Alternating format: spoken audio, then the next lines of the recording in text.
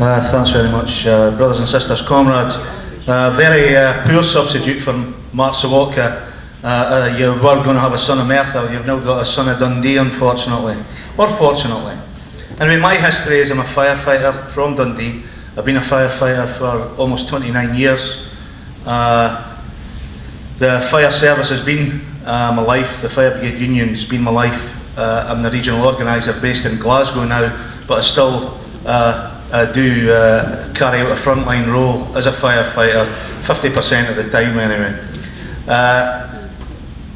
The involvement with COR came about obviously quite recently. I know that Mark Rack spoke last year at the original session, the first conference, and I'm delighted to keep the link with the Fire Brigade Union by being here. The Fire Brigade Union, as you know, are at the forefront of the anti-cuts movement and the resistance movement up and down the country, and there's a very good reason for that. We've always been there.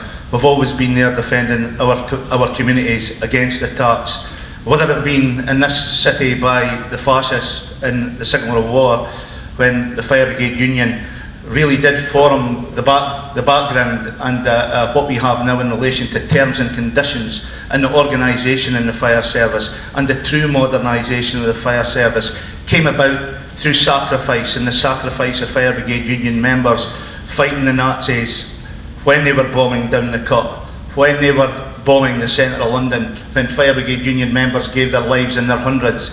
And that's the background for my involvement, because I'm so proud to be a Fire Brigade Union member and visiting this city. As I say, the FBU and COR in Glasgow most certainly is very strongly embedded now, and I have to congratulate those from COR that are here. I've travelled south today. The response on the 30th was absolutely outstanding, and we had a battle bus going around Glasgow visiting the picket lines, and it was absolutely an outstanding success, and can I thank those that have made the journey here today, and they should be congratulated for that.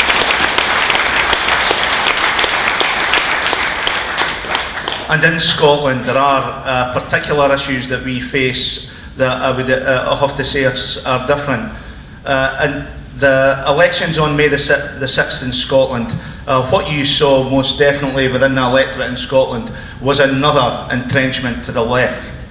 Unfortunately, because of the new Labour decisions that they've taken since 1995, all the way through to the silly decisions that they've taken right up to now in attacking those that were taking strike action last week, an absolutely appalling betrayal of those in the trade union movement that founded the Labour Party, like the Fire Brigade Union, like the PCS, the members of those unions, an absolute disgrace.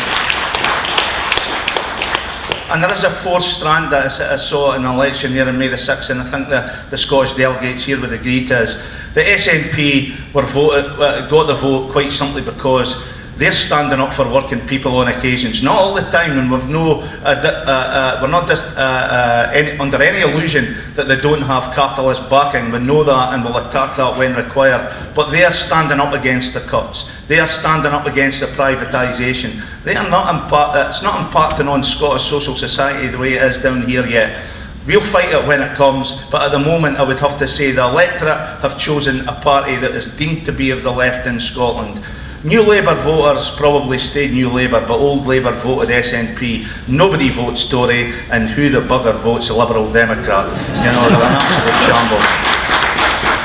But that privatisation issue is most definitely, unfortunately for the Fire Brigade Union, at the forefront of what's happening here in London. As you know, Asset Co own all the fire engines here, own all the fire equipment. Now that's not a decision that Boris Johnson took, by the way. That was a decision Ken Livingstone took. Absolutely disgraceful. But that Lincolnshire-based scab company, Asset Co, well, if anybody's got a spare 10 pence, you could go and buy 10 of their shares. They're going down the tubes on Monday. They've been hauled in the High Court again.